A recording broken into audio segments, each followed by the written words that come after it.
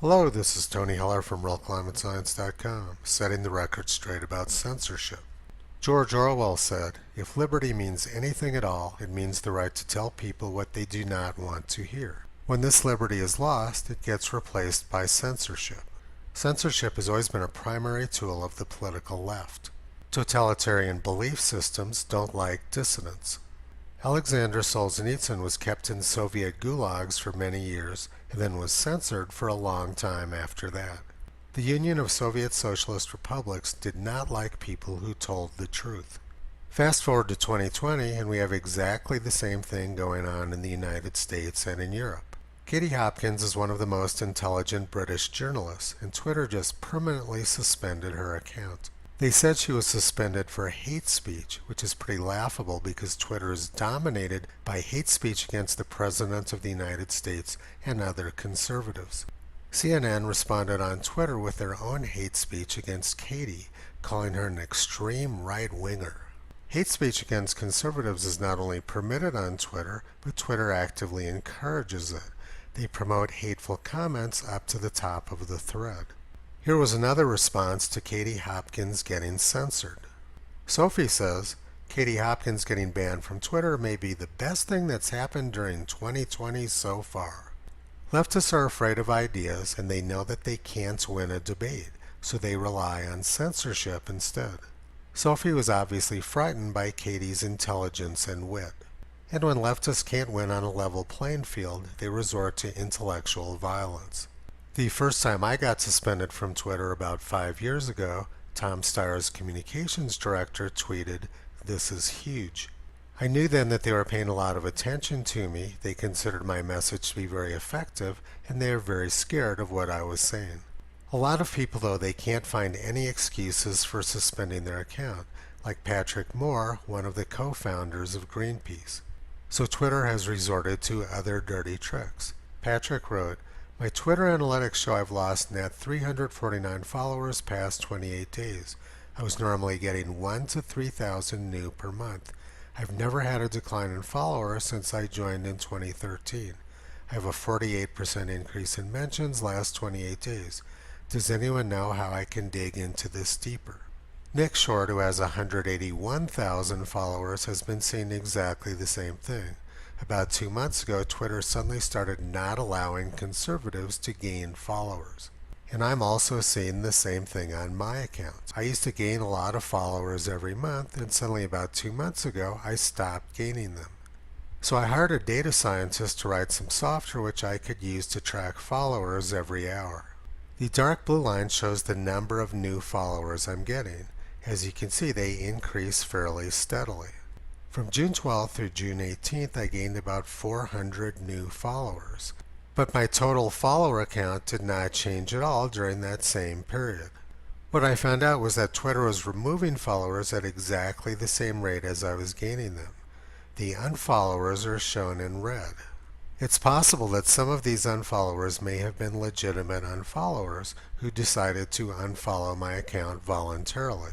But I've been contacting a lot of my unfollowers and finding out that's not what's going on. They're not unfollowing me voluntarily. Twitter is forcing this. The most common dirty trick which Twitter uses is they temporarily restrict user accounts. And then what Twitter does is they remove everybody from the list of people which that person was following. I contacted him and asked him if he knew this was going on. He responded that he was aware of it and that he expected to be part of an upcoming purge. I see this Twitter dirty trick being used a lot against my followers. It appears that they're going through my list of followers and removing them at a fairly steady rate of about 74 followers per day. But yesterday something changed. I had a big surge in new followers over the last 24 hours, and my follower count got up to 54,000 for the first time. I don't have it shown on this graph yet, but as soon as I hit 54,000 followers, Twitter bumped their cheating up from 74 unfollowers per day up to a rate of 110 unfollowers per day. I've gotten above 54,000 a couple times this afternoon, and as soon as I did, Twitter bumped me back down below it. So I'll be keeping a close eye on that. Now I'm going to discuss another dirty trick which Twitter engages in. They say that a picture is worth 1,000 words, and Twitter censors all of my pictures for most Twitter users. Twitter says that my pictures are too sensitive, like this picture of the Aberdeenshire coast I took 4 years ago. It seems pretty unlikely to me that very many people would find this photograph to be offensive. But Twitter doesn't really care about my pictures of scenery. What they want to censor is my imagery showing how NASA is cheating with temperature data. Like this picture showing how NASA has massively cooled the 1930s and massively warmed recent years in order to create a warming trend where it doesn't actually exist. This sort of fraud and data tampering is nearly ubiquitous among many climate scientists.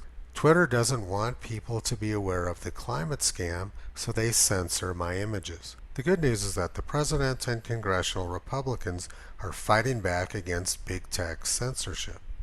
Senator Josh Hawley introduced a bill Wednesday that would allow people to sue tech companies for selectively censoring political speech.